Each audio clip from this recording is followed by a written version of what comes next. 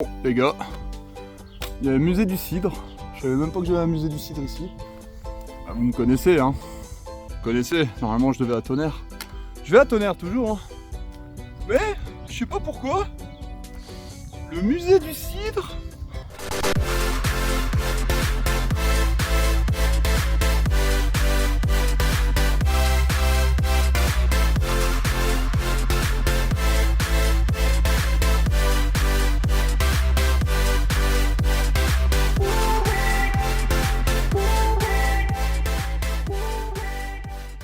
Donc alors aujourd'hui, on va voir la ferme d'Hôtes. Et là, on va voir justement le musée du cidre d'Hôtes. C'est bien ça? À la ferme d'Hôtes, hein. C'est bien ça, hein, que je dis pas de bêtises. Super. Bah enchanté Théo. Moi c'est Paul Roy. Alors en fait, la ferme d'Hôtes, sachez que c'est une entreprise familiale.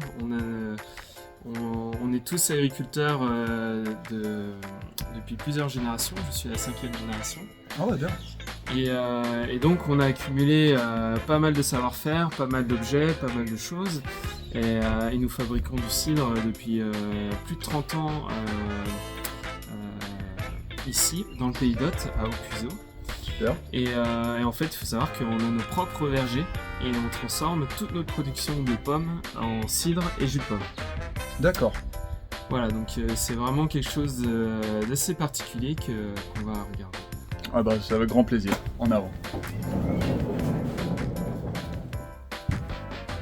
Wow. Donc là, ici, c'est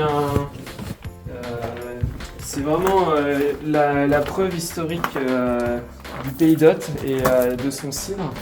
En fait, il faut savoir que le cidre du pays d'Hôtes existe depuis le Moyen-Âge. Ah ouais, d'accord. Ah, On quand a même. des traces qui remontent jusque-là et en fait, c'est une filière qui s'est développée depuis plusieurs siècles donc. Et il y avait vraiment beaucoup d'exports de cidre du pays d'Hôtes. Alors évidemment, maintenant, ça s'est beaucoup calmé sur le XXe siècle, mais on revoit une nouvelle génération de jeunes, même plus jeunes que moi. On a une dizaine de producteurs dans le pays d'Hôtes, et on a replanté des vergers pour proposer à nouveau du bon cidre, voilà, bien pétillant, voilà, très frais. Et qui sont très agréables à boire, pas trop alcoolisés aussi, c'est l'intérêt. Ah d'accord, Voilà. ok. Ok, ouais, on pourra pas trop se mettre de murge avec ça, quoi, c'est ça?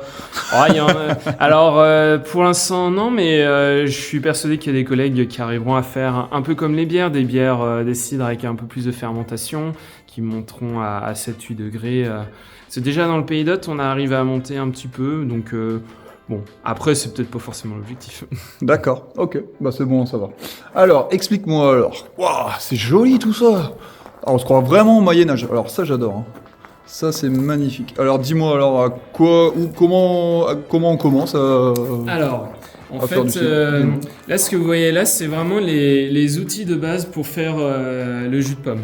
Donc, D'accord. il faut savoir que la pomme, vous avez besoin, pour faire du jus de pomme, vous avez besoin de broyer la pomme et de le presser. En fait, c'est 2 étapes.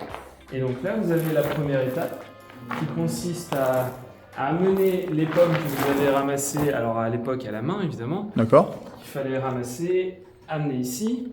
Ouais. Et en fait, vous avez cette grosse roue en meule, une grosse meule en pierre, Ah, ouais. qui va broyer les pommes. D'accord. Alors évidemment, à l'époque, c'était l'attraction animale. Donc là, c'était souvent un bœuf ou un cheval qui tournait Oh, et qui faisait tourner la roue pour broyer les pommes. excellent. Ça, c'était pour la première étape. Alors évidemment, peut-être que certains d'entre vous ont vu des broyeurs de ce type là-bas. Lequel, le tout petit là? Voilà. Donc ça, c'est un peu plus récent, où en fait, vous tournez une manivelle Ouais. et qui va faire le même travail que le cheval de l'époque, donc qui va broyer les pommes. D'accord. Ah ouais, effectivement, il y a un truc là. Ah ouais, effectivement. C'était pas mal. Voilà, ça fait vraiment des grosses dents, quoi. Ouais, là, c'était peut-être un jus beaucoup plus petit. Enfin, niveau temps de travail, vous gagnez niveau temps de travail ou pas? Oui, alors et puis Vraiment. évidemment, maintenant, ça s'est encore modernisé. Maintenant, tout est électrique, etc. Ouais, j'imagine. Et enfin, pour la deuxième étape, vous aviez des pressoirs de ce type-là, ou celui qui est derrière toi, qui est encore plus grand. En fait, on y mettait, alors la pomme broyée, on appelle ça le marc, et en fait le marc, on le mettait en dessous de toutes ces cales en bois, et on tournait la grande roue qui est là, alors celle-ci à la main. Ah ouais? À la main? Oui, celle-ci c'est à la main, il se mettait à plusieurs, et en fait ça démultiplie la force. Ah ouais? Et on arrivait à presser le marc pour avoir le jus. Excellent. Voilà, et ensuite le jus, souvent il y avait un petit panier en paille comme celui qui est là-bas, qui permettait de filtrer un petit peu grossièrement, on va dire, le jus. Les copeaux, c'est ça. Et donc là, à partir de là, on a un jus de pomme. Excellent. Donc le jus de pomme, ensuite, soit on le boit comme ça, donc comme un jus de pomme frais, mais si on veut le garder dans le temps, malheureusement ou heureusement, il va se transformer en cidre, il va fermenter. D'accord. Donc si vous voulez le garder jus de pomme, comme vous pouvez trouver n'importe où dans le commerce, etc., il faut le pasteuriser, ça c'est une étape supplémentaire. En fait, il consiste à chauffer le jus. Ok, donc pasteuriser. Ça veut dire que j'ai du jus de pomme à la maison, que je le fais chauffer, je peux... En fait, c'est un peu comme une conserve. D'accord. Donc en fait, c'est un peu comme la cérisation, mais en un peu moins chaud. D'accord. Et ensuite, vous avez... et si vous le laissez tout l'hiver fermenter, en fait, les levures et le sucre vont travailler ensemble. Et en fait, on va consommer le sucre pour faire de l'alcool. Ok. Donc Super. là, c'est le même principe que le vin, finalement. C'est assez proche. Ok.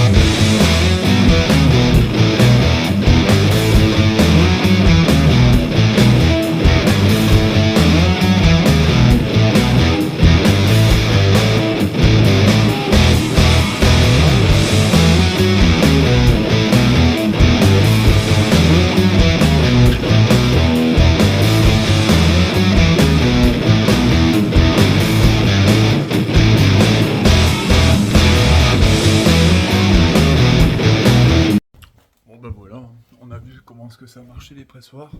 On a vu comment est-ce que les pommes s'étaient fait. Donc alors on presse d'abord les pommes, puis après on en tient du jus de pomme, et puis après on en fait du cidre avec ça. Voilà.